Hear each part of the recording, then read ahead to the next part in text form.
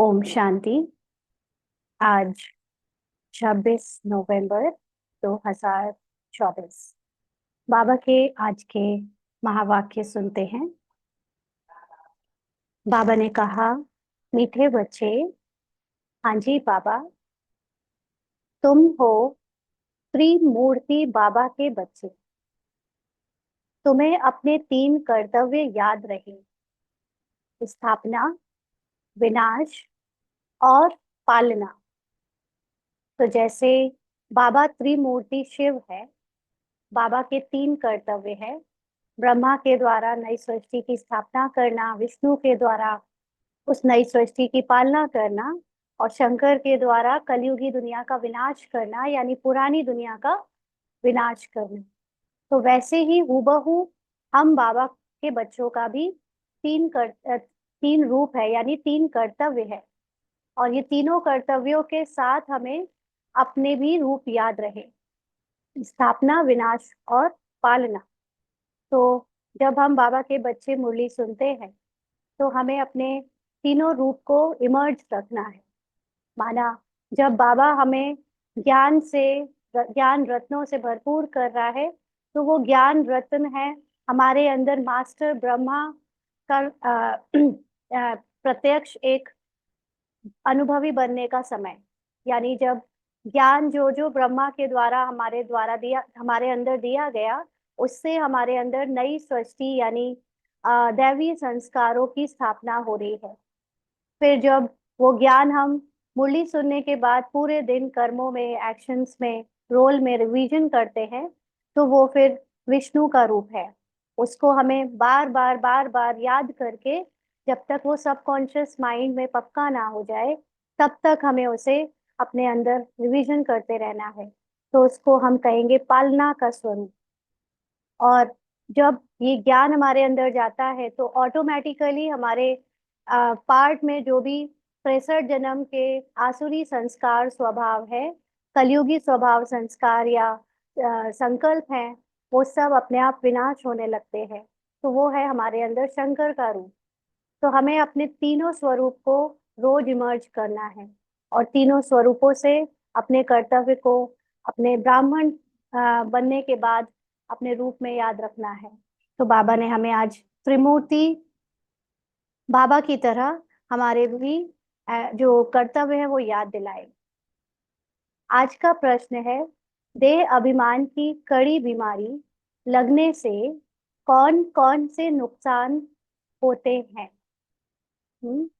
देह अभिमान की कड़ी बीमारी लगने से कौन कौन से नुकसान होते हैं? देह अभिमान का मतलब शरीर से बनाई हुई पहचाने। जो रोल में हमको कोई कर्तव्य दिए गए हैं या कोई पार्ट प्ले करने को दिया गया है, उस पार्ट से अपनी पहचान बना लेना, उसका अभिमान आ जाना, उसको कहते हैं देह अभिमान।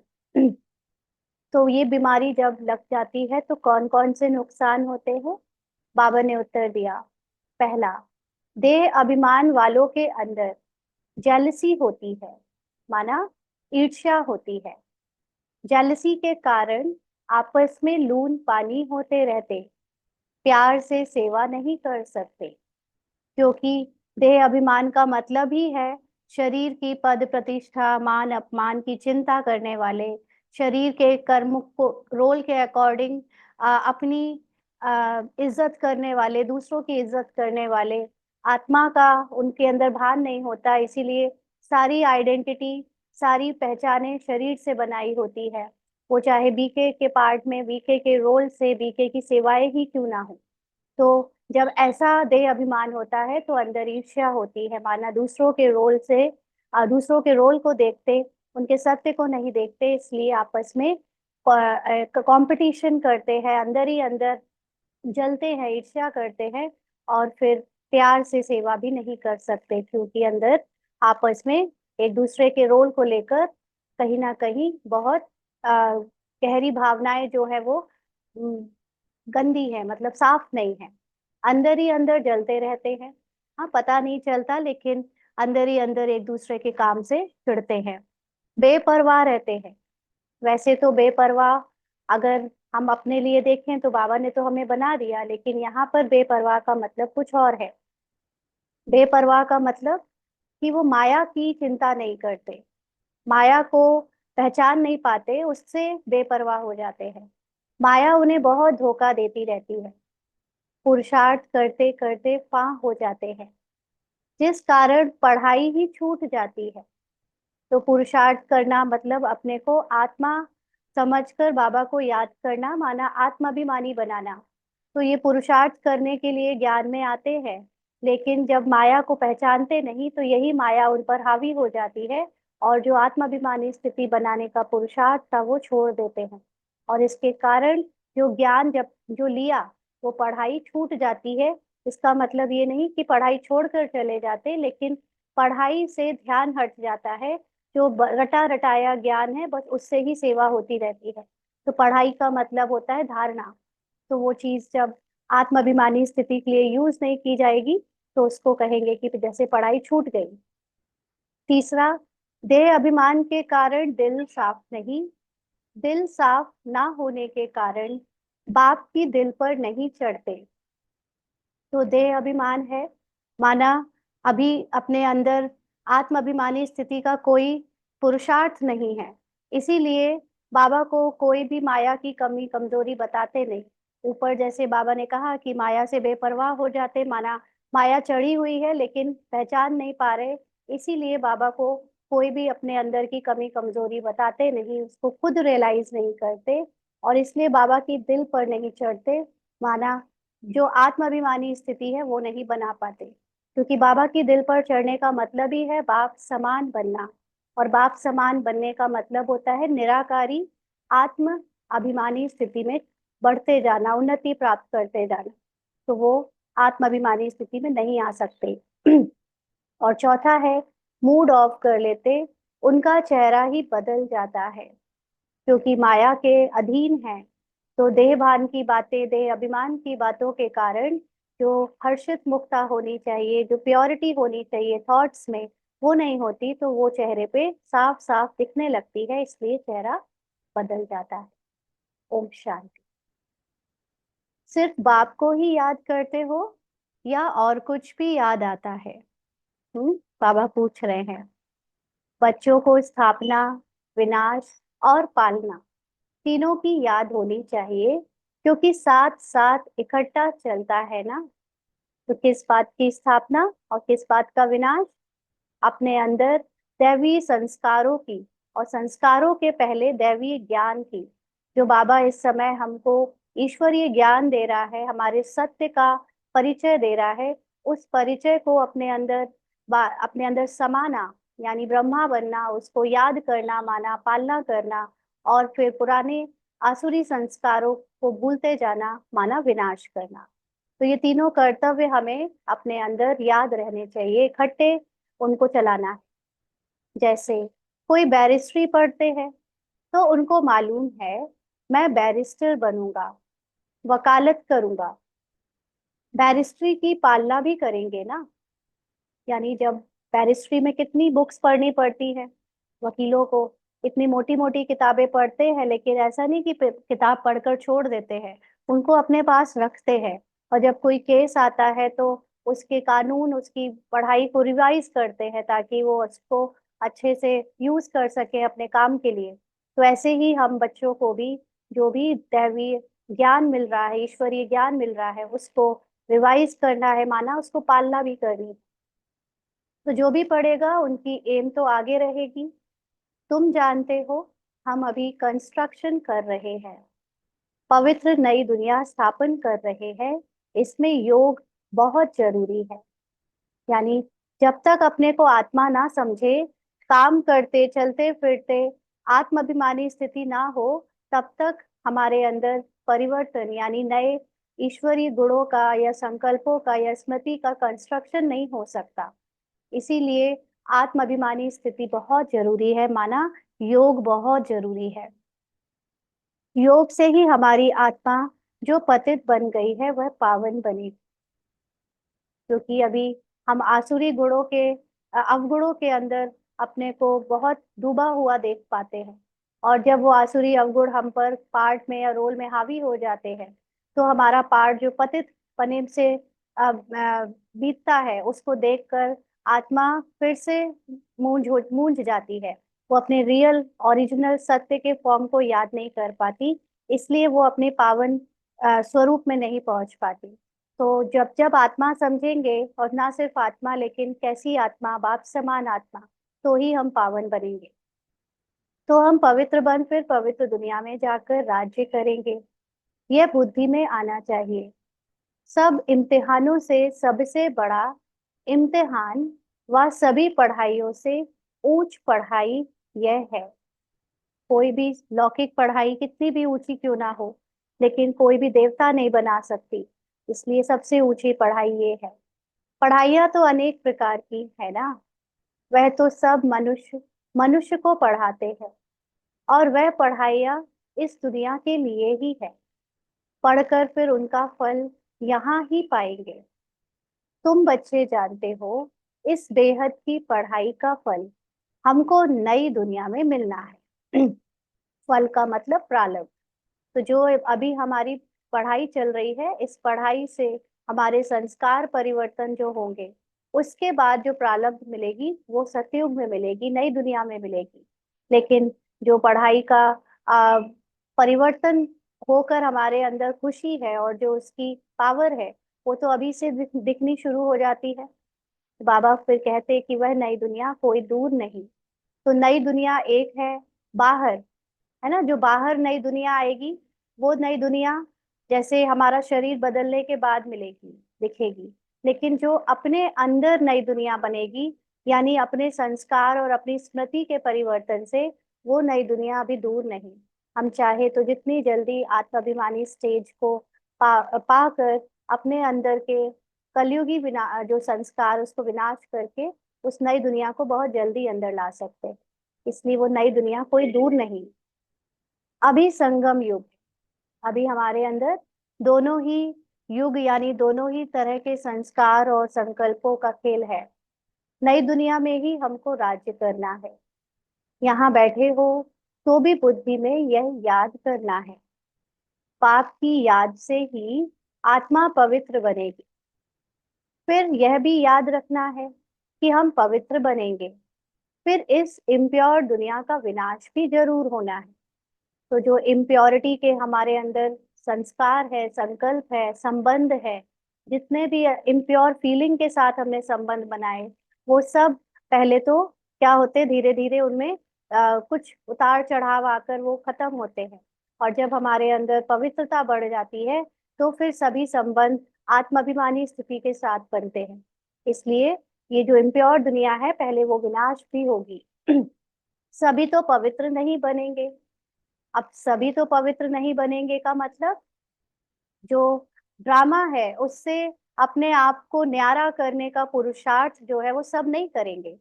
क्योंकि पवित्र बनना अपने आप, अपनी पुरुषार्थ और अपनी ज्ञान की स्मृति से, ये पार्ट केवल हम ब्राह्मण बच्चों का है। और उसमें भी सभी का एक जैसा नहीं है, सभी का अलग अलग नंबरवार है। तो बाबा कहते हैं तुम बहुत थोड़े हो जिनमें ताकत है। तुम्हारे में भी नंबरवार ताकत अनुसार ही सूर्यवंशी चंद्रवंशी बनते हैं ना। तो जो ये ज्ञान है, ज्ञान उठाने की ताकत होती है, और ये ताकत सब में अलग अलग है, क्योंकि सबके पार्ट अनुसार वो ताकत उन्हें मिली है। तो यहाँ पर जब सूर्यवंशी मतलब ताकत ज्यादा है ज्ञान उठाने की, चंद्रवंशी मतलब ताकत कम है ज्ञान उठाने की। बाबा कहते हैं यह है ईश्वरीय माइट। इनको योग बल की माइट कहा जाता है। माना जितना जितना हम अपने को आत्मा समझकर सारे पार्ट में, एक्शंस में आएंगे, स्मृति में जितनी आत्मा की याद रहेगी, वो भी बाप समान आत्मा की, उसको कहेंगे ईश्वरीय माइट, ईश्वरीय ताकत। तो ये योग बल की माइट है। बाकी सब है जिस्मानी माइट। तो जो ज्ञान उठाने की ताकत की बात हो रही है, वो है हमारे अंदर अपने को आत्मा समझने की ताकत। ये ताकत भी सब में अपने अपने पार्ट अनुसार है। तो बाबा कहते हैं ये बाकी ताकत जो होती है फिजिकल, वो तो जिस्मानी टाइप पावर्स होती हैं, ताकत होती हैं। ये है रूहानी माइंड, यानी सोल पावर। बाप कल्प कल्प कहते हैं, हे बच्चों, मामेकम याद करो।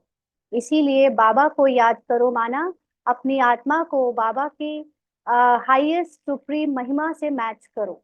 अपने मन को बाबा के मन से मैच करो, यानी मामेकम याद करो। सर्वशक्तिवान बाप को याद करो। वह तो एक ही बाप है। उनको याद करने से आत्मा पवित्र बनेगी। इस समय जो सर्वशक्तिवान है वो केवल एक ही बाप है, और हम आत्माएं अपने को भूली हुई हैं। इसीलिए हमको उन्हें याद करने की जरूरत है, ताकि हमारी भी सर्व शक्तियां इमर्ज हो जाए, हम अपने को उनके जैसा मैच कर पाए। तो ये उसी से आत्मा पवित्र बनेगी, बाबा को याद करने से।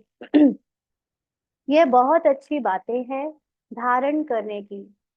जिनको यह निश्चय ही नहीं है कि हमने 84 जन्म लिए हैं, उनकी बुद्धि में यह बातें बैठेंगी नहीं। क्योंकि बाबा के घर में भी बाबा के बच्चों को अलग अलग निश्चय है, और वो निश्चय भी ड्रामा ने दिया है उनको। तो उस निश्चय के अनुसार वो अपने अपने पुरुषार्थ से सेटिस्फाइड है। अपने पुरुषार्थ में उनको जितनी ड्रामा को पुरुषार्थ कराना होता है, उतनी ही उनकी बुद्धि में निश्चय आता है। तो इसलिए बाबा कहते हैं ये बातें जो पूरी ज्ञान की है वो धारणा सबके 84 जन्मों पर निश्चय के अनुसार होगी। तो जो सतो प्रधान दुनिया में आए थे, वही अब तमो प्रधान में आए हैं। वही आकर जल्दी निश्चय बुद्धि बनेंगे। तो जब बाबा के ज्ञान में किसी किसी को निश्चय नहीं होता या जल्दी समझ में नहीं आती बातें, तो माना निश्चय बुद्धि कम है। क्योंकि निश्चय बुद्धि का मतलब समर्पण बुद्धि। जितना जितना हमारा निश्चय होगा, उतना ज्यादा बाबा के ज्ञान पर हमारा समर्पण होगा। और जितना समर्पण होगा, उतनी जल्दी हम बाबा की हर बात को समझेंगे, एज इट इज मान लेंगे, क्या क्यों कैसे में नहीं जाएंगे। है ना? तो इसलिए बाबा के बच्चे भी निश्चय बुद्धि अलग अलग है। बाबा कहते अगर कुछ भी नहीं समझते हैं तो पूछना चाहिए। अगर समझ में नहीं आता तो पूछना चाहिए। पूरी रीति समझे तो बाप को भी याद करे। क्योंकि बाबा के बच्चे बाबा को याद करते हैं, तो बाबा बाबा कह के, या बाबा एज अ साकारी रूप में याद ज्यादा करते हैं। कुछ है जो बाबा को बाप दादा आकारी रूप में याद करते हैं, लेकिन निराकारी रूप जो पूरी रीति बाबा का सच्चा स्वरूप है, उसमें याद करने वाले बच्चे बहुत कम हैं। तो इसलिए पूरी रीति जब तक समझा नहीं, तब तक बाबा को भी पूरी तरह से याद नहीं कर सकते। समझेंगे नहीं तो याद भी नहीं कर सकेंगे। यह तो सीधी बात है। हम आत्माएं जो सतो प्रधान थी, वही फिर तमो प्रधान बनी है। जिनको यह संशय होगा कि कैसे समझे, हम 84 जन्म लेते हैं, वह बाप से कल्प पहले भी वर्षा लिया है, वह तो पढ़ाई में पूरा ध्यान ही नहीं देंगे।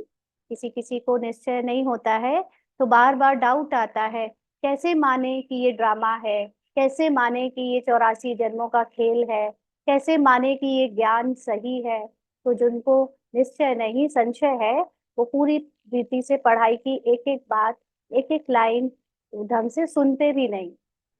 समझा जाता है इनकी तकदीर में नहीं है। कल पहले भी नहीं समझा था, इसीलिए याद नहीं कर सकेंगे। यह है ही भविष्य के लिए पढ़ाई। नहीं पढ़ते हैं तो समझा जाता है। कल कल नहीं पढ़ते थे, अथवा थोड़ी मार्क्स के साथ पास हुए थे, तो जिनकी पढ़ाई में जिस तरह की भी कमी चल रही है, वो भी ड्रामा अनुसार चल रही है। और वो हर कल्प में वैसे ही पढ़ते होंगे, थोड़े मार्क्स से पास होते होंगे। स्कूल में बहुत फेल भी होते हैं, पास भी नंबरवार ही होते हैं। माना ज्ञान को समझने में बहुत सारे बच्चे फेल हो जाते हैं, और पास भी होते हैं तो सबकी अलग अलग समझदारी, अंडरस्टैंडिंग के अकॉर्डिंग। यह भी पढ़ाई है, इसमें नंबरवार पास होंगे। जो होशियार है वह तो पढ़कर फिर पढ़ाते रहेंगे। माना जिसको खुद समझ आ गया, वो दूसरों को भी इजीली समझा सकेगा। बाप कहते हैं, मैं तुम बच्चों का सर्वेंट हूँ। बच्चे भी कहते हैं, हम भी सर्वेंट हैं। हर एक भाई बहन का कल्याण करना है ना। बाबा के ज्ञान से अपने आप को जगाना, यानी अपने सत्य को जानने का हक तो बाबा के हर एक बच्चे का है, वो चाहे बीके है चाहे नॉन बीके है ना। सभी बच्चे जितने भी मनुष्य आत्माएं हैं जो ज्ञान उठा सकते हैं, सबके अंदर आत्मा है और उस आत्मा को जानने का पूरा हक है। तो इसलिए बाबा कहते हैं कि सब भाई बहनों का कल्याण करना है। बाप हमारा कल्याण करता है, यानी अगर हमारा कल्याण हो गया, हम जाग गए, तो हमको फिर औरों का कल्याण करना है। सबको यह भी समझाना है, बाप को याद करो तो पाप कट जाए। पाप कट जाए माना देह अभिमान टूटता जाए। जितना अपने को आत्मा समझेंगे उतना देह के भान से, देह की पुरानी स्मृतियों से निकलते जाएंगे। तो जो उस देह के भान में हिसाब किताब है, वो हिसाब किताब का जब भी प्रारब्ध आएगी या उसकी जो भी फल मिलेगा, उसमें हमारी आसक्ति या रग नहीं जाएगी, तो उससे फिर हम मुक्त हो जाएंगे, उसके प्रभाव से, उसके दुख से, सफरिंग से मुक्त हो जाएंगे। इसको कहते हैं पाप कट जाए। जितना जितना जो बहुतों को पैगाम पहुंचाते हैं, उन्हें बड़ा पैगंबर कहते हैं। उनको ही महारथी अथवा घुड़सवार कहा जाता है। प्यादे फिर प्रजा में चले जाते हैं। इसमें भी बच्चे समझते हैं कौन कौन साहूकार बन सकेंगे। तो यहाँ पर जब बात आती है पैगाम पहुंचाने की, तो पैगाम पहुंचाने में यहाँ पर दो तरह की अंडरस्टैंडिंग है। एक वो जो बच्चे चारों तरफ घूम घूम के बाबा का परिचय देते हैं, बाबा के ज्ञान को सुनाते हैं प्रदर्शनी में, सेवा करके, भाषण देके। तो एक वो समझ सकते हैं कि जिन्होंने बहुत परिचय दिया, बहुत लोगों को ज्ञान सुनाया, तो कोई ये भी समझ सकता है कि हम महारथी हैं और उस हिसाब से हमारा पद बहुत बड़ा या साहूकार का है। लेकिन दूसरा है पैगाम पहुंचाने का मतलब जो जितनी ज्यादा आत्माओं को जगाता है। ज्ञान सुन लेने से सिर्फ आत्मा जागती नहीं, लेकिन अपनी अवस्था से आत्मा जागती है। जितना जितना जो अपनी अवस्था से आत्मा को जगाता है, माना सोल कॉन्शियस बनाता है, उसको उतना बड़ा पैगंबर कहेंगे। क्योंकि देखा जाए जैसे जीसस क्राइस्ट थे, गौतम बुद्ध थे, मोहम्मद पैगंबर मोहम्मद या इब्राहिम थे, तो ये सब सोल कॉन्शियस होने के कारण जो भी सुनाते थे, जो भी इनसे भी मिलते थे, उनकी आत्मा जाग जाती थी। और फिर वो जो ज्ञान सुनाते थे वो उनमें परिवर्तन कर देती थी। लेकिन जो उनके फॉलोअर्स थे, वो उतने जागे हुए नहीं थे जितने कि ये धर्म स्थापक थे। तो वो लोग थोड़ा बॉडी कॉन्शियस के साथ दूसरों को ज्ञान सुनाते थे, तो उनके सुनाने से इतना प्योर परिवर्तन उनके फॉलोअर्स में या उनके बाद आने वाले जिज्ञासुओं में नहीं होता था। इसलिए जो मुख्य बात है जिससे बहुतों का कल्याण होता है, वो है अपनी सोल कॉन्शियस स्थिति से। उसके लिए फिर ये भी जरूरी नहीं कि हम भटक भटक कर सेवा करें, लेकिन अपनी जो स्थिति होती है, अपनी सोल कॉन्शियस स्थिति, उससे ऐसी वाइब्रेशंस निकलती हैं कि दूसरी आत्माओं की ऑटोमेटिकली देहभान की लेयर्स उतरती जाती है। और फिर उनको जब बाबा का ज्ञान किसी भी निमित्त के द्वारा मिलता है, क्योंकि सबके यहाँ पर बाबा के घर में सबको अलग अलग ड्यूटीज मिली हैं। किसी को ज्ञान मुख से सुनाने की, किसी को ज्ञान का स्वरूप बनने की, किसी को अपने दूसरी दूसरी स्थूल सेवाएं मिली हैं। तो जो आत्माभिमानी स्थिति में टिका होता है, उसकी हाईएस्ट वाइब्रेशन से बहुत सारी आत्माओं की जो देह भान की लेयर होती है, वो सूक्ष्म रूप में उतर जाती हैं, उतरने लगती हैं। इसके बाद जब उनको ज्ञान का तीर कोई निमित्त आत्मा के द्वारा दिया जाता है, तो उनको तुरंत वो ज्ञान कैच हो जाता है या तीर लग जाता है। तो वो फिर ज्ञान को समझकर अपनी इस आत्माभिमानी स्थिति के लिए पुरुषार्थ में लग जाती है। इसलिए यहाँ पर उनको सच्चा सच्चा पैगंबर कहेंगे। ये नहीं कि सिर्फ मुख से सुना दिया तो पैगंबर हो गए।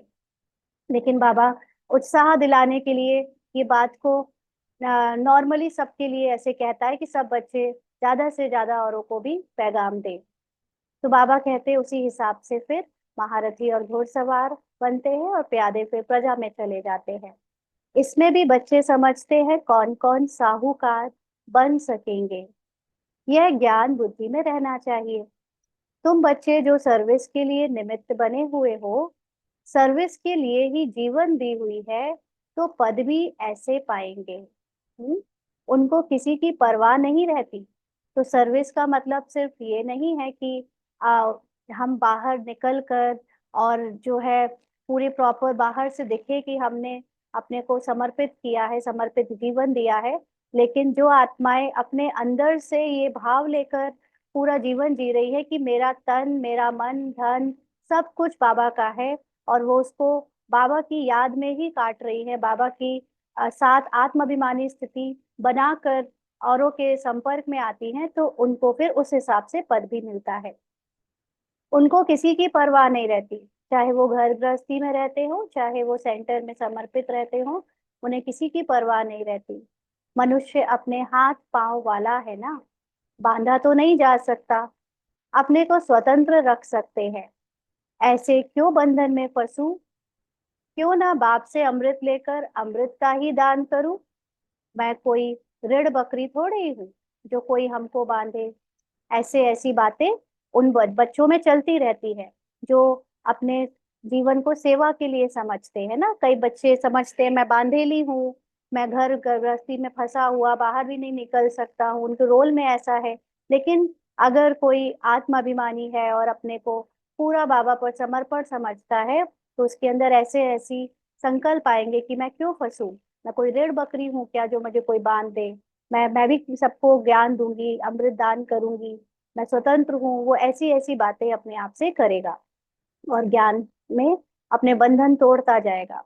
तो बाबा कहते शुरू में तुम बच्चों ने कैसे अपने को छुड़ाया, रड़ियां मारी, हाय हाय कर बैठ गए। दादिया और जो उनके उस समय जितने भी भाई बहन गृहस्थ वाले थे, उन सब ने अपने आप को बाबा के लिए इतना घर से हर जगह से न्यारा कर लिया था। कैसे भी हो अपने आप को बंधन मुक्त करके बाबा के पास अपनी आत्माभिमानी स्थिति बनाने के लिए आ गए थे। तुम कहेंगे हमको क्या परवाह है, हम तो स्वर्ग की स्थापना करनी है, या यह काम बैठ करने है ना, जिसके अंदर इतनी ऊंची आ, लक्ष्य हो कि हमको सतयुगी स्वर्ग की राजाई स्थापन करनी है, उसमें राजा बनना है। उसको ये छोटे मोटे काम घर गृहस्थी ऐसा नहीं छोड़ देना है, लेकिन उसको लगेगा कि अगर मेरा जीवन ज्ञान छूट कर, सेवाएं छूट कर केवल इसके लिए बना है कि घर के 4 या 6 लोगों को बस रोज खाना खिला दो, रोज उनको खुश करते रहो, उनकी चीजें मन की करते रहो, तो उनको लगेगा क्या व्यर्थ जीवन है। हाँ, ये नहीं कि वो छोड़ना है, लेकिन बाबा का ज्ञान और बाबा की जो हमें आत्माभिमानी स्थिति से समझ बढ़ रही है, उससे फिर जब हम सेवा करते हैं तो फिर वो सेवा भी हमारी बाबा की सर्विस बन जाती है। लेकिन अगर ज्ञान छूट जाए और फिर वो करना पड़े, तो फिर वो सेवा सेवा नहीं, वो तो एक बंधन बन गया। तो बाबा कहते वह मस्ती चढ़ चढ़ जाती है, जिन्हें बाबा के ज्ञान की मस्ती होती है, नशा होता है आत्माभिमानी स्थिति का, उनके अंदर मौलाई मस्ती कहा जाता है। हम मौला के मस्ताने हैं। तुम जानते हो मौला से हमको क्या प्राप्त हो रहा है। मौला हमको पढ़ा रहे हैं ना।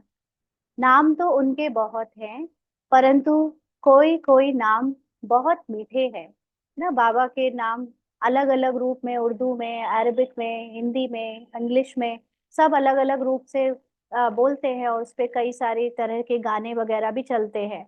तो बाबा के बहुत मीठे मीठे नाम हैं। बाबा कहते हैं अभी हम मौलाई मस्त बने हैं। बाप डायरेक्शन तो बहुत सिंपल देते हैं, बुद्धि भी समझती है। बरोबर हम बाप को याद करते करते सतो प्रधान बन जाएंगे और विश्व के मालिक भी बनेंगे।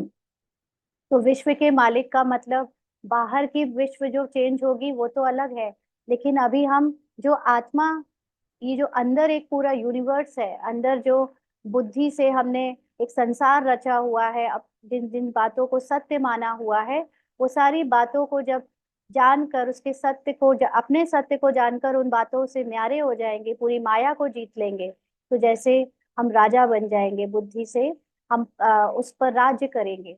तो ये विश्व का मालिक पहले तो हमें अपने अंदर के विश्व पर मालिकाई प्राप्त करनी है। तो बाबा कहते हैं यही तात लगी हुई है, यानी हमको जब तक अपने अंदर पूरा सोल कॉन्शियस स्थिति बनकर हमारे अंदर जो झूठी माया की स्मृतियां हैं उस पर जीत नहीं पा लेते, ये तात लगी हुई है कि हमको तो सतो प्रधान बनना ही है। सतो प्रधान आत्मा तो है, लेकिन अभी मन सतो प्रधान और बुद्धि को सतो प्रधान बनाने का पुरुषार्थ चल रहा है। बाप को हरदम याद करना चाहिए। सामने बैठे हो ना, यहाँ से बाहर निकले और भूल जाएंगे। यहाँ जितना नशा चढ़ता है उतना बाहर में नहीं रहता, भूल जाते हैं। तुमको भूलना नहीं चाहिए, परंतु तकदीर में नहीं है तो यहाँ बैठे भी भूल जाते हैं। माना जो विष्णु वाला काम है, पालना वाला काम है, वो नहीं करते। इसीलिए यहीं से डिसाइड हो जाता है कि कौन विष्णु या ऊंचा महाराजा बनेगा या कौन नीचा बनेगा। यहाँ पर जिसको जितना ज्यादा ज्ञान याद रहता है, अपनी पालना माने अपने संकल्पों को वो सतो प्रधान स्थिति, सतो प्रधान आत्मा के सत्य ज्ञान की स्मृति से याद कर कर चलाता है, उसका पद उतना ही राजाई के पास होता है।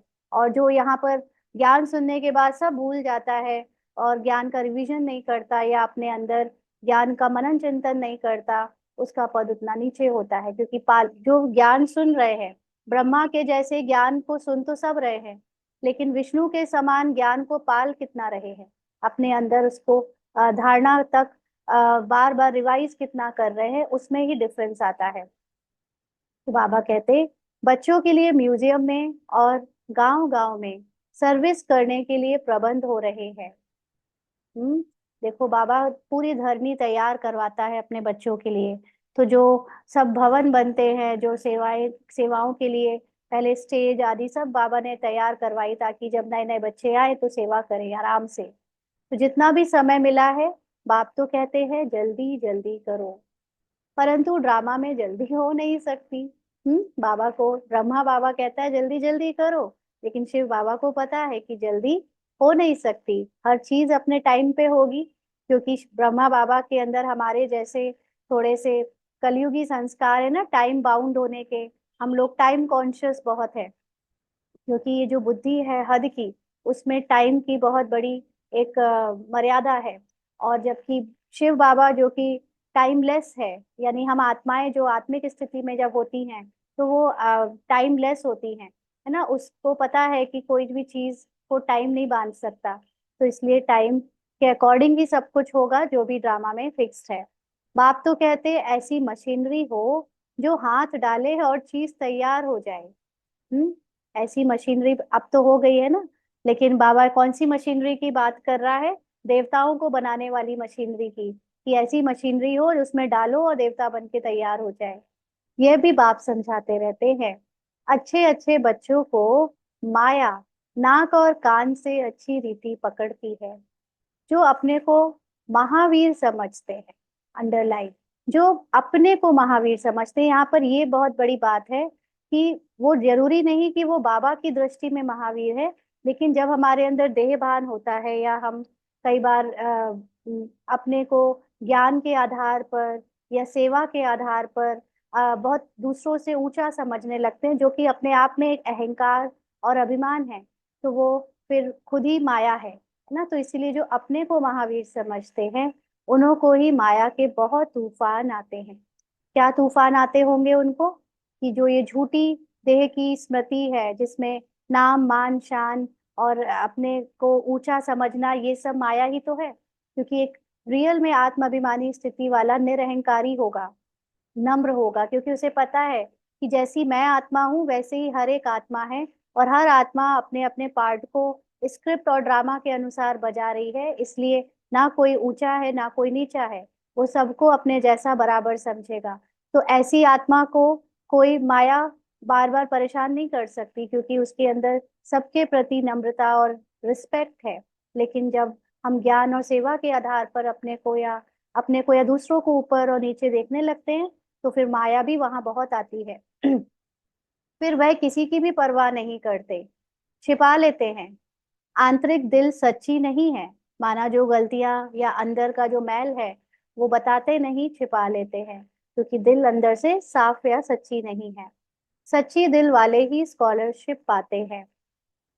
शैतानी दिल चल ना सके तो सच्ची दिल किसकी होगी?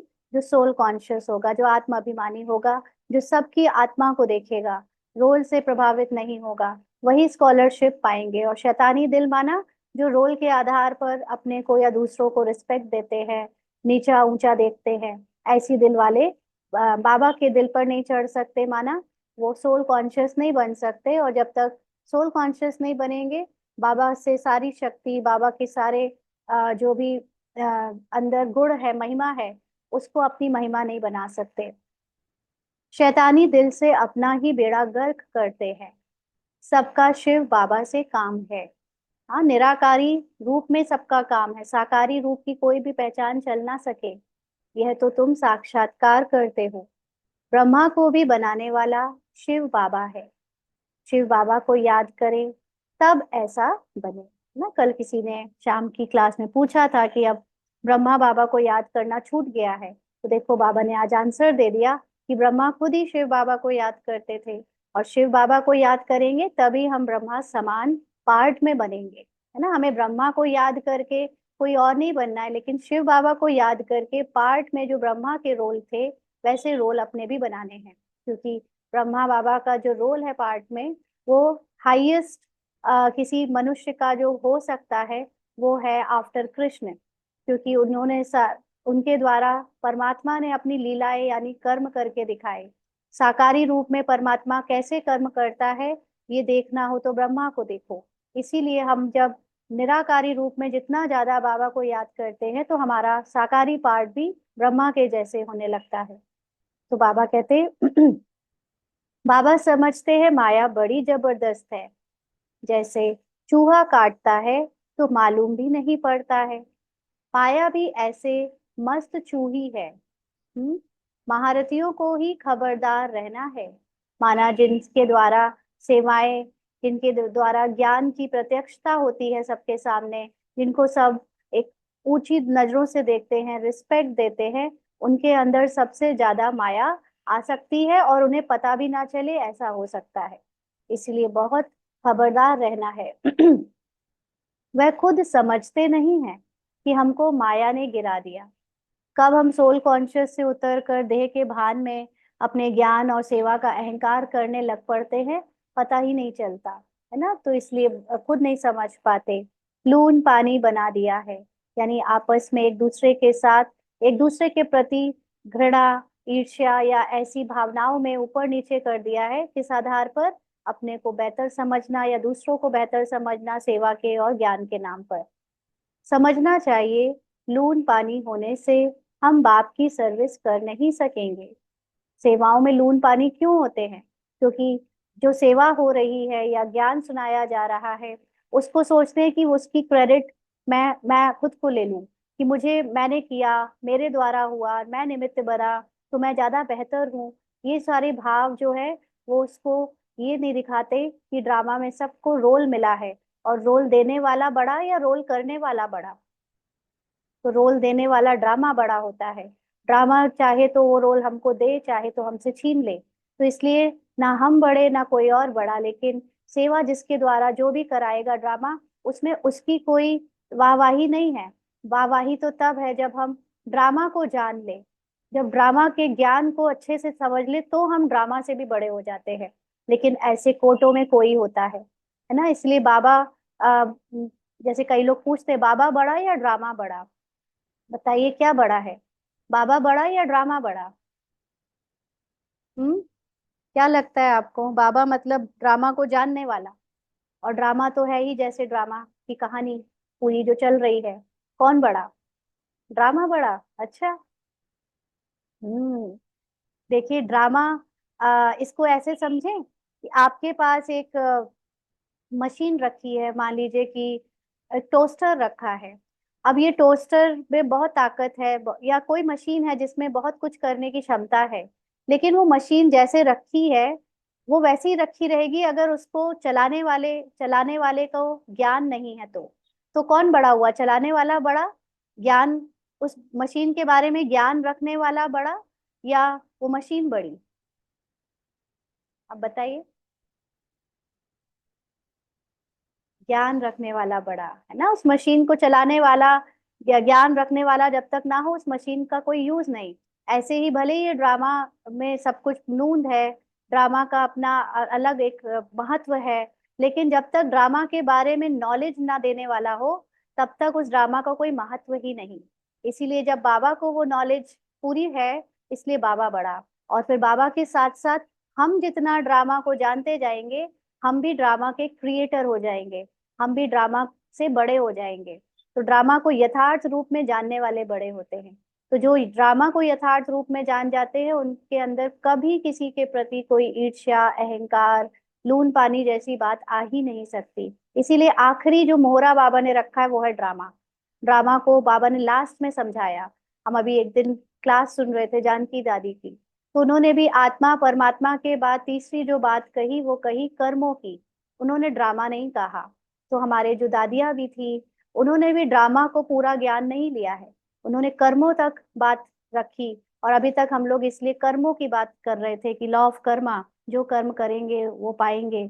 बट उससे भी ऊंचा ज्ञान है ड्रामा का, कि हम कर्म करने वाले ही नहीं हैं, कर्म कराया जा रहा है।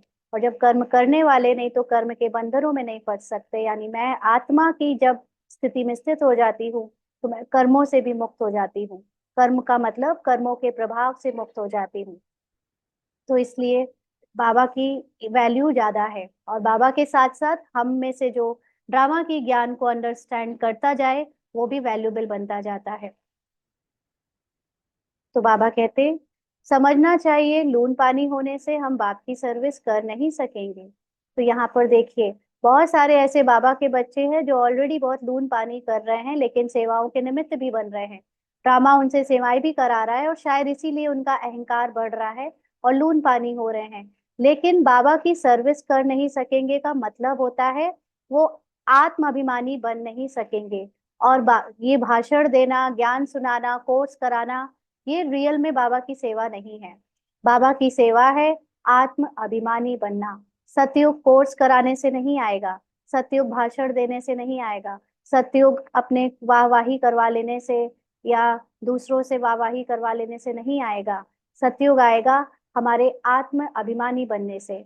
और जो आत्माभिमानी नहीं बन सकता, वो बाबा की सेवा नहीं कर रहा है। वो सिर्फ अब जो भी कर रहा है, उसका भी रिटर्न उसको यही मिल जाएगा संगम युग में। सतयुग में उसका पार्ट उतना ऊंचा नहीं हो सकता। संगम युग में बाबा सबका रिटर्न कर देता है।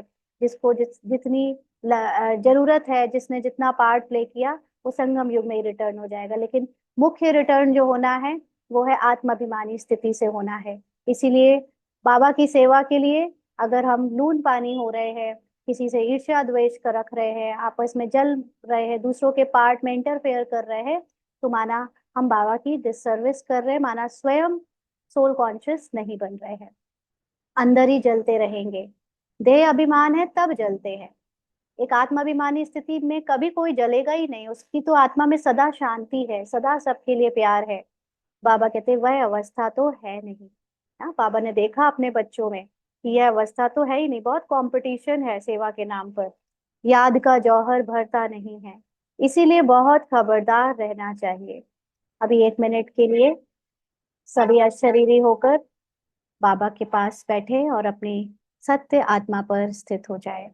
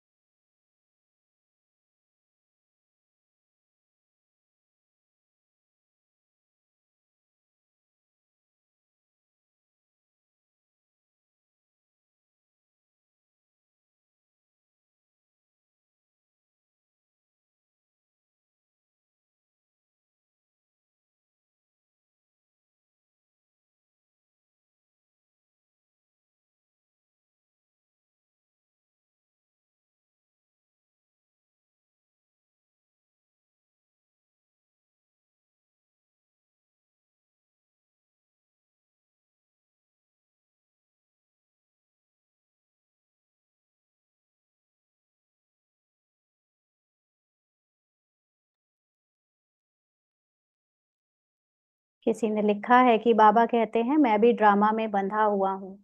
तो मतलब बाबा ड्रामा पढ़ा इसकी अंडरस्टैंडिंग आप खुद मनन चिंतन करिए। एक ऐसी है जैसे कोई मूवी में जब सुपरस्टार बनता है, हीरो बनता है, तो अगर मूवी ना हो तो सुपरस्टार की कोई वैल्यू नहीं।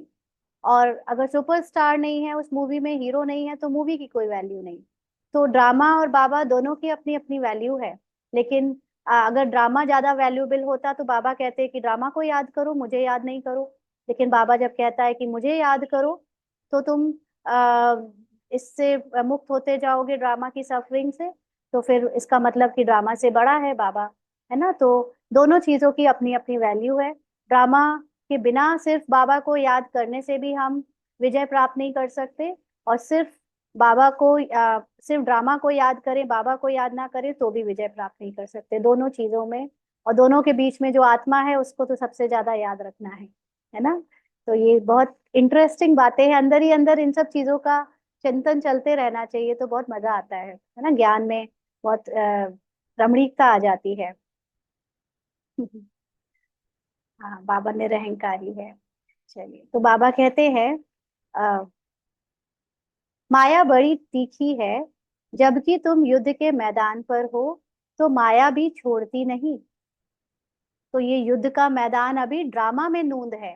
ड्रामा में चल रहा है कि हमारे अंदर कलयुगी स्वभाव संस्कार और स्मृति का सतयुगी स्वभाव संस्कार और स्मृति के साथ युद्ध चल रहा है ज्ञान के फील्ड पर। क्योंकि ज्ञान के द्वारा ही हम दोनों से विजय, दोनों की आपस में मुठभेड़ हो रही है। अगर ज्ञान नहीं तो हम तो वैसे बड़े कंफर्टेबली माया के रूप में, माया की फील्ड में पड़े थे। तो इसलिए अब वो माया की फील्ड से अब हम निकल रहे हैं, तो माया हमें पकड़ कर बार बार पछाड़ती है, छोड़ती नहीं। आधा पौना तो खत्म कर देती है, किसी को पता भी नहीं पड़ता। आधा पौना मतलब हमारे अंदर जो सोल कॉन्शियसनेस ऑलमोस्ट खत्म ही होने वाला था। थोड़ा बहुत मनोबल बचा था, वो भी खत्म होने वाला था, लेकिन उसके खत्म होने के पहले बाबा मिल गया। तो बाबा कहते हैं कैसे अच्छे अच्छे नए नए भी पढ़ाई बंद कर घर में बैठ जाते हैं, यानी पढ़ना ही छोड़ देते हैं। घर बैठ जाने का मतलब ये नहीं है कि आप ऑनलाइन सुनने लगे तो मतलब आप घर में बैठने वालों में आ गए। आप तो पढ़ाई कर रहे हो, आप तो पुरुषार्थ भी कर रहे हो। लेकिन बाबा के समय में केवल सेंटर पे ही पढ़ाई होती थी। इसलिए उस समय जो लोग सेंटर नहीं जाते थे, माना मुरली नहीं पढ़ते थे, उनके लिए बाबा कहता है कि पढ़ाई बंद करके घर में बैठ जाते हैं। अच्छे अच्छे नामी ग्रामी पर भी माया का वार होता है। बहुत सेवाएं की, सब कुछ किया, लेकिन वो भी घर बैठ गए। समझते हुए भी बेपरवाह हो जाते हैं। उन्हें पता है कि वो जो कर रहे हैं वो ठीक नहीं, बट फिर भी माया उनको अहंकार से निकलने नहीं देती। थोड़ी बात में झट लून पानी हो पड़ते हैं। बाप समझाते हैं देह अभिमान के कारण ही लून पानी होते हैं। लून पानी माना आपस में किसी की बात को बुरा समझना, ईर्ष्या द्वेष आ जाना, गलत करना, स्वयं को धोखा देते हैं। बाप कहेंगे यह भी ड्रामा। जो कुछ देखते हैं कल्प पहले मिसल ड्रामा चलता रहता है। नीचे ऊपर अवस्था होती रहती है। कभी ग्रहचारी बैठती है तो कभी बहुत अच्छी सर्विस करके खुशखबरी लिखते हैं। नीचे ऊपर होता रहता है, कभी हार कभी जीत। पांडवों की माया से कभी हार कभी जीत होती है ना। हीरो को दिखाते हैं कि कभी विलेन से हार भी जाता है, फिर अपनी शक्ति बढ़ाकर फिर लड़ाई करने पहुंच जाता है। तो ये तो पूरी मूवी में चलता है। लास्ट में जाकर वो मूवी में हीरो बनता है, मतलब विजय प्राप्त करता है। इसलिए जब तक मूवी का ड्यूरेशन है तब तक ये हार जीत का खेल ड्रामा अनुसार चलता रहेगा। ग्रहचारी का मतलब होता है अपना, ये जो देह का भान आ जाने से आप ज्ञान की अवस्था से नीचे उतर जाते हो, तो उसको ग्रहचारी कहते हैं ना। मोह आ जाना, लालच, अहंकार, वो सारी विकार की बातों में फंस जाना, तो उसको ग्रहचारी कहते हैं। अच्छे अच्छे महारथी भी हिल जाते हैं, कई मर भी जाते हैं। इसीलिए जहां भी रहो बाप को याद करते रहो और सर्विस करते रहो। तो महारथी जो बहुत अभी नामी ग्रामी है, सब कुछ जिनको बहुत ऊंची दृष्टि से देखा जाता है, कई बार वो भी हिल जाते हैं। इसलिए मुख्य बात है अपने को आत्मा समझकर अपने बाप समान महिमा में टिकना, बाबा को याद करते रहना, और सेवा करते रहना माना अपने मूल रूप में स्थित होकर सेवा करते रहो। जरूरी नहीं है कि आपको उस तरह की सेवाओं का पाठ मिले, लेकिन अगर आप घर में भी रहकर सबको आत्मा की दृष्टि से देखकर उनको बिना मोह के उनसे उनकी केवल सेवा भाव से सेवा करते हो, तो वो सेवा है। तुम निमित्त बने हुए हो सर्विस के लिए। इस समय चाहे कोई लौकिक का पार्ट प्ले कर रहा है, चाहे सेंटर में रहने का पार्ट प्ले कर रहा है, लेकिन सबके लिए वो सेवाएं हैं, ईश्वरीय सेवा है।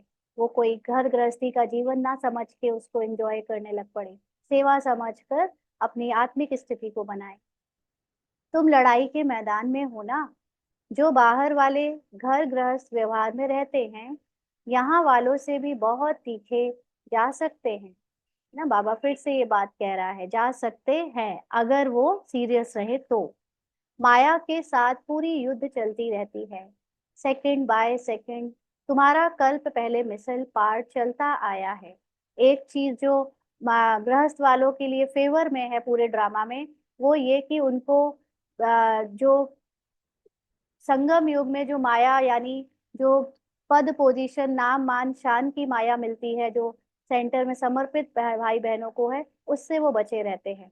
उनके अंदर वो अहंकार नहीं आने पाता है, क्योंकि वो घर गृहस्थी में रहकर उनका पार्ट हमेशा न्यारेपन का ही रहता है। वो उसमें डूबते नहीं। जो समर्पित भाई बहनों को मिलता है वो गृहस्थ वालों को सेवा में नहीं मिलता, इसलिए उनके अंदर उसका अहंकार नहीं आने के चांस ज्यादा है। तो उसी से बहुत बड़ी एक उनकी आ, सेफ्टी है, जिसमें वो ज्ञान में तीखे जा सकते हैं, तो धारणा में भी तीखे जा सकते हैं। बाबा कहते हैं तुम्हारा कल्प मिसल सेकंड बाय सेकंड पार्ट चलता आया है। तुम कहेंगे इतना समय पास हो गया, क्या क्या हुआ है। वह भी बुद्धि में है, सारा ज्ञान बुद्धि में है। जैसे बाप में ज्ञान है, इस दादा में भी आना चाहिए। यानी शिव बाबा के समान ब्रह्मा बाबा का भी ज्ञान उन हो जाना चाहिए। लेकिन वही बाबा भी तो पुरुषार्थ कर रहा था, ज्ञान ले रहा था, धीरे धीरे बाबा का ज्ञान बढ़ा और वो बाप समान बने। तो बाबा बोलते हैं तो जरूर दादा भी बोलते होंगे, क्योंकि उनके मुख को यूज करते हैं। तो बाबा और दादा दोनों ही आपस में जो है उनकी जो वाणी है वो एक्सचेंज होती होगी। तुम भी जानते हो कौन कौन अच्छे दिल साफ हैं। दिल साफ वाले ही दिल पर चढ़ते हैं। अपने आप दिल साफ वालों की सोल कॉन्शियस स्थिति बनती है, तो उनके वाइब्रेशन से ही पता चल जाता है कि इनका दिल साफ रहता है। उनमें लून पानी का स्वभाव नहीं रहता, सदैव हर्षित रहते हैं। ना वो किसी से ईर्ष्या करेंगे, ना किसी की बुराई करेंगे, ना किसी से उलझेंगे, ना किसी के पार्ट में इंटरफेयर करेंगे, खुश रहेंगे। उनका मूड कभी फिरेगा नहीं। यहाँ तो बहुतों की मूड फिर जाती है, बात मत पूछो। इस समय सभी कहते हैं, कहते भी हैं हम पतित हैं। अभी पतित पावन बाप को बुलाया है कि आकर पावन बनाओ। बाप कहते हैं बच्चों, मुझे याद करते रहो तो तुम्हारे कपड़े साफ हो। कपड़े मतलब आत्मा में जो मन है वो मन साफ हो, उसकी स्मृति साफ होती जाए तो वो सतोप्रधान बनती जाए। मेरी श्रीमत पर चलो। श्रीमत पर ना चलने वाले का कपड़ा साफ नहीं होता। माना जो अपने को आत्मा नहीं समझता, उसका मन भी साफ नहीं रहता। आत्मा शुद्ध होती ही नहीं, और क्योंकि मन साफ नहीं तो वो मन आत्मा में ही है, इसीलिए वो पूरी तरह से सतो प्रधान शुद्ध दिखती नहीं। बाप तो दिन रात इस पर ही जोर देते हैं, अपने को आत्मा समझो। देह अभिमान में आने से ही तुम गुटखा खाते हो। जितना जितना ऊपर चढ़ते जाते हो, खुशनुमा होते जाते हो। तो ऊपर चढ़ते जाते हो का मतलब आपकी स्थिति सोल कॉन्शियस स्थिति के जितनी ज्यादा करीब आती जाती है निरंतर सोल कॉन्शियस स्थिति के, उतना ही जो मन है वो चंचलता से कम होता जाता है। दिव्य बुद्धि के कारण पार्ट में भी जो बहुत परिवर्तन आ जाता है और खुशनुमा हो जाते हैं, हर्षित मुख रहता है।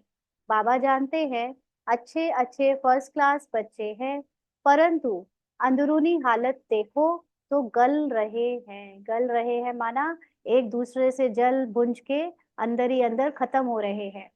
देह अभिमान की आग जैसे गला रही है। समझते नहीं है यह बीमारी फिर कहाँ से आई। बाप कहते हैं देह अभिमान से यह बीमारी आती है। माना पद पोजीशन, मैं इस सेंटर का हूँ, मैं इंचार्ज हूँ, मेरी इतनी सेवा, मैंने इतने जिज्ञासु बनाए, मैं बहुत अच्छा भाषण देता, मैंने बहुत लोगों को कोर्स कराया, मैंने बहुत मेहनत करी। ये सारी चीजें देह अभिमान की बीमारी है। देही अभिमानी को कभी बीमारी नहीं लगेगी। माना जिसके अंदर मैं और मेरापन नहीं है, जिसको लगता है ड्रामा ने, बाबा ने जो कराना था करा लिया, मुझे नहीं पता क्या कराया, उसको कभी ये बीमारी जलने की बुनने की नहीं होगी। बहुत अंदर से जलते रहते हैं। बाप तो कहते हैं बच्चे देही अभिमानी भाव। पूछते हैं यह रोग क्यों लगा है? तो बाप कहते हैं यह देह अभिमान की बीमारी ऐसी है कि बात मत पूछो। कोई को यह बीमारी लगती है तो एकदम चिचड़ होकर लगती है, यानी चिपक जाती है, छोड़ती ही नहीं है। श्रीमत पर ना चल, अपने देह अभिमान में चलते हैं तो चोट बड़े जोर से लगती है।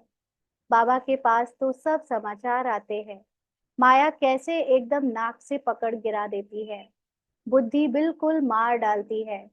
संशय बुद्धि बन पड़ते हैं, क्योंकि अपने अंदर परिवर्तन नहीं दिखता, तो फिर उनको भी संशय आ जाता है कि हम ठीक कर रहे हैं या नहीं। भगवान को बुलाते हैं कि आकर हमको पत्थर बुद्धि से पारस बुद्धि बनाओ, और फिर उनके भी विरुद्ध हो जाते तो क्या गति होगी।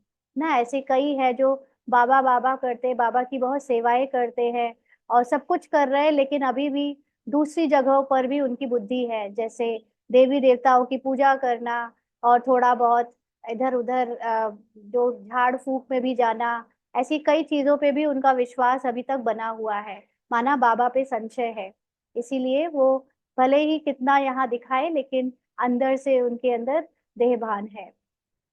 तो बाबा कहते हैं बच्चों को यहाँ बैठे यह खुशी रहनी चाहिए, student life is the best, यह है। बाप कहते हैं इनसे और कोई पढ़ाई ऊंच है क्या? दी बेस्ट तो यह है, 21 जन्मों का फल देती है। तो ऐसी पढ़ाई में कितना अटेंशन देना चाहिए? कोई तो बिल्कुल अटेंशन नहीं देते हैं। मुख्य बात क्या है पढ़ाई की? ना मुरली में वही बातें इतनी क्लियरली आती है, लेकिन उनको पता ही नहीं चलता कि मुरली में बाबा ने कब कहा।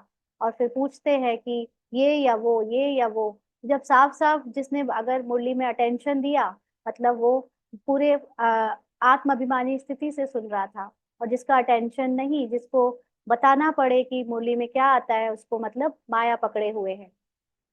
माया नाक कान एकदम काट लेती है। बाप खुद कहते हैं आधा कल्प इनका राज्य चलता है तो ऐसा पकड़ लेती है जो बात मत पूछो। इसीलिए बहुत खबरदार रहो, एक दो को सावधान करते रहो। शिव बाबा को याद करो, नहीं तो माया कान नाक काट लेगी, फिर कोई काम के नहीं रहेंगे। बहुत समझते भी है कि हम लक्ष्मी नारायण का पद पाए, इम्पॉसिबल है। थक कर फा हो जाते हैं, माना छोड़ देते हैं पुरुषार्थ करना। माया से हार खाकर एकदम खिचड़े में जाकर पड़ते हैं। देखो, हमारी बुद्धि बिगड़ती है तो समझना चाहिए माया ने नाक से पकड़ा है। बुद्धि बिगड़ने का मतलब जब हम ज्ञान भूल जाते हैं और बाहर की जो पुरानी झूठी देहभान की बातें हैं उसके अकॉर्डिंग चलने लगते हैं, तो माना माया ने नाक से पकड़ा है। याद की यात्रा में बहुत बल है, यानी सोल कॉन्शियस स्थिति में बहुत बल है, बहुत खुशी भरी हुई है। कहते भी है खुशी जैसी खुराक नहीं। दुकान में खुराक का मतलब दवाई नहीं ना। शरीर में कोई कितनी भी बीमारी आए, लेकिन अगर आत्माभिमानी स्थिति है तो उसकी वो खुशी ही उसके लिए सबसे बड़ी दवाई है। दुकान में ग्राहक आते रहते हैं, कमाई होती रहती है, तो कभी उनको थकावट नहीं होगी, भूखे नहीं मरेंगे, बड़ी खुशी में रहते हैं। तुमको तो अथाह यानी बेशुमार धन मिलता है। कौन सा धन? ज्ञान का धन। तुम्हें तो बहुत खुशी रहनी चाहिए, क्योंकि यहाँ पर आत्माभिमानी स्थिति ज्ञान से ही बनती है। जितना एक्यूरेट ज्ञान को समझा है, उतना इजली योग लग सकता है, यानी योग में रह सकते हैं। देखना चाहिए हमारी चलन दैवी व आसुरी है, समय बहुत थोड़ा है। हाँ, चेक करना चाहिए हमारी चलन, माना हमारे संकल्पों में ज्यादा ईश्वरीय ज्ञान आता है या कलयुगी स्मृति और कलयुगी संकल्प आते हैं। अब समय बहुत थोड़ा है। अकाले मृत्यु की भी जैसे रेस है, एक्सीडेंट आदि देखो कितने होते रहते हैं, तमो प्रधान बुद्धि होते जाते हैं। अब तो देखो, बैठे ही बैठे किसी की शादी थी, किसी का कुछ था, और 20 साल 25 साल 30 साल के लोग भी जा रहे हैं। तो अब बहुत तेजी से समय आगे खत्म होने को जा रहा है। और उसी में हमारे अंदर भी माया की युद्ध तेजी से बढ़ती जा रही है। भय और दूसरी दूसरी बुराइयां जो अब निकलेंगी अंदर ही अंदर, उससे युद्ध करना बहुत मुश्किल हो जाएगा अगर आत्माभिमानी स्थिति नहीं बनाई है तो बाबा कहते हैं बरसात जोर से पड़ेगी, उनको भी कुदरती एक्सीडेंट कहेंगे, मौत सामने आया कि आया। तो जिनके अंदर आत्माभिमानी स्थिति अभी तक नहीं बनी है, उनको मौत से ही डर लगता रहेगा, क्योंकि वो खुद को शरीर समझते हैं। और शरीर समझने से जितनी भी अंदर भय और दूसरी दूसरी बातें आती हैं, वो खुद को कभी खुश नहीं रहने देंगी। डर के मारे उनको इसी चीज में उलझाए रखेंगी कि मैं कहीं मर ना जाऊं। समझते भी है एटॉमिक बॉम्ब्स की लड़ाई छिड़ जाएगी। हाँ, तो बाहर एटॉमिक बॉम्ब और अंदर आत्मिक बॉम्ब। जैसे जैसे हमारी आत्मा जागेगी, सोल कॉन्शियस स्थिति बढ़ेगी, और ऐसी वैसी अंदर की माया, यानी जो बरसात और जो ज्वालामुखी और जो भूकंप है, थर्ड वर्ल्ड वॉर है, वो अंदर भी उतनी तेजी से चलेगा। और फिर जितनी आत्मिक बल से हम उसकी लड़ाई करेंगे, उतनी ही जल्दी हम विजय प्राप्त करेंगे। तो बाबा कहते हैं ऐसे ऐसे खौफनाक काम करते हैं, तंग कर देंगे तो फिर लड़ाई भी छिड़ जाएगी। जितना अंदर चलेगा फिर उतनी बाहर दिखेगी। अच्छा, मीठे मीठे सिकी लदे बच्चों प्रति माता पिता बाप दादा का याद प्यार और गुड मॉर्निंग। रूहानी बाप की रूहानी बच्चों को नमस्ते। हम रूहानी बच्चों की रूहानी बाप दादा को याद प्यार गुड मॉर्निंग और नमस्ते बाबा, शुक्रिया, थैंक यू बाबा। धारणा के लिए मुख्य सार। पहला पॉइंट, मौलाई मस्ती में रहकर स्वयं को स्वतंत्र बनाना है। स्वतंत्र बनाना है माना किसी से डरना नहीं है, किसी के बंधन में नहीं बंधना है। अपने मन के बंधन है सारे, जो खुद ने बनाए हुए हैं, खुद ने ऐसे बिलीफ सिस्टम रचे हुए हैं जिसको हम खुद पकड़ कर बैठे हैं। अगर हम अपने बिलीफ सिस्टम को चेंज कर दे तो सामने के भी सारे बंधन छूट जाते हैं। इसलिए पहले तो ईश्वरीय मस्ती में रहना है, स्वतंत्र समझना है, तो बाहर के भी स्वतंत्रता मिल जाएगी। किसी भी बंधन में नहीं बंधना है। माया चूही से बहुत बहुत संभाल करनी है, खबरदार रहना है। जैसे छोटी सी चूही होती है तो पता नहीं चलता कहाँ कहाँ जाकर इतना बड़ा नुकसान कर देती है। ऐसे ही देह भान का जो पार्ट है, वो कभी अंदर चला जाए तो पता भी नहीं चलता कि हमारे संकल्पों में ही उसने अटैक कर दिया है। तो फिर आखिर वह पुरुषार्थ करे कहाँ से। दिल में कभी भी शैतानी ख्याल ना आए। दूसरा है बाप द्वारा जो बेशुमार धन यानी ज्ञान का मिलता है, उसी खुशी में रहना है। इस कमाई से कभी भी संशय बुद्धि बन थकना नहीं है। ज्ञान समझ में नहीं आ रहा, ज्ञान धारण नहीं हो रहा, तो संशय करें कि पता नहीं ज्ञान सही है या ऐसे ही है। अगर ये संशय किया तो थक जाएंगे। इसलिए ज्ञान को समझने के लिए अपने अंदर ज्ञान की जितनी मनन चिंतन कर सकते हैं, मन साफ रखें, तो अपने आप वो चीजें धारण होंगी। Student life is the best life है, इसलिए पढ़ाई पर पूरा पूरा ध्यान देना है। जो जितना सीरियस होगा पढ़ाई के लिए, उसको उतनी ही इस लाइफ में मजा आएगा, मतलब उसको इंटरटेनिंग लगेगी ये लाइफ। तो पहले तो पढ़ाई पे ध्यान, और फिर जो है अपने आप को देखना है कि हमें वो बेस्ट लाइफ लग रही है या नहीं। अगर नहीं लग रही है, माना कहीं ना कहीं पूरा ध्यान नहीं है पढ़ाई पर। वरदान है सदा अलर्ट रहे, सर्व की आशाओं को पूर्ण करने वाले मास्टर मुक्ति जीवन मुक्ति दाता भाव। सदा अलर्ट रहे, सर्व की आशाओं को पूर्ण करने वाले मास्टर मुक्ति जीवन मुक्ति दाता भाव। बाबा ने आज हमें स्वयं की मुक्ति जीवन मुक्ति की बात नहीं, लेकिन दूसरों को मुक्ति और जीवन मुक्ति देने वाला दाता का वरदान दिया है। और वरदान का मतलब होता है जो हम है ही। लेकिन कब हम होंगे मुक्ति जीवन मुक्ति दाता? जब सदा अलर्ट रहकर, माना अटेंशन रखकर, अपने अंदर जो भी चल रहा है संकल्पों में, संस्कारों में, पुराने स्वभाव संस्कारों की पार्ट में, उसमें अगर अटेंशन रखेंगे, तो अपने को, अपने सत्य को याद रख के दूसरों के सत्य को जब देखेंगे, तो दूसरी आत्माओं के पार्ट में अगर वो सोल कॉन्शियस होने का पुरुषार्थ नहीं भी कर रही हैं या कमजोर हैं, तो उनकी जो भी आशा है आत्मिक रूप में, उनमें भी जो परिवर्तन चाहिए, जो शक्ति चाहिए, वो ऑटोमेटिकली हमारे द्वारा उनको वाइब्रेट होता रहेगा, मिलता रहेगा।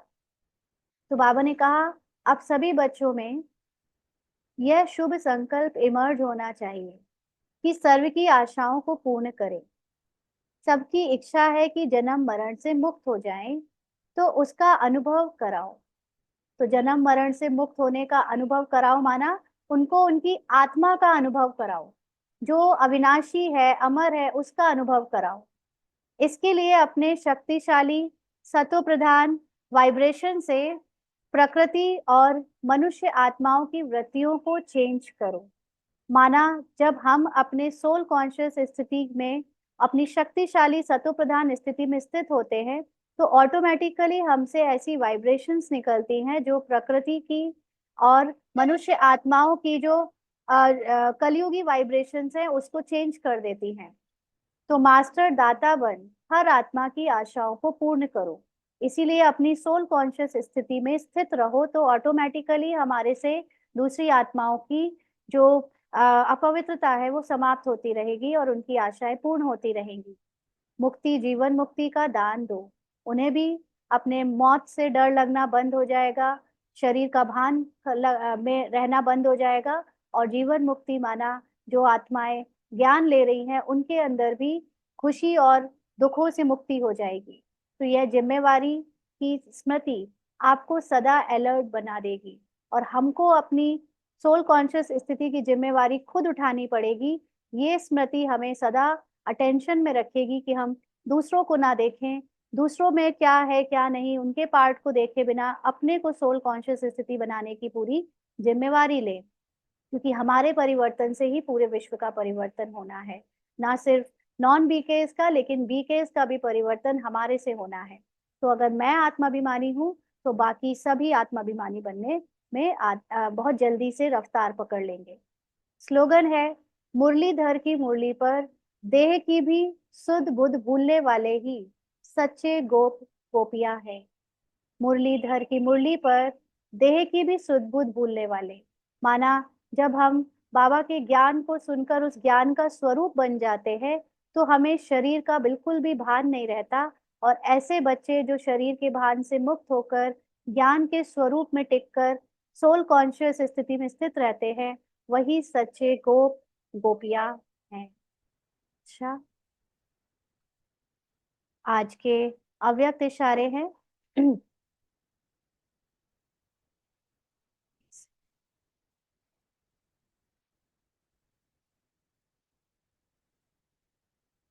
विश्व कल्याण की सेवा के क्षेत्र में सहज सफलता का साधन प्रत्यक्ष प्रमाण द्वारा बाप की प्रत्यक्षता है।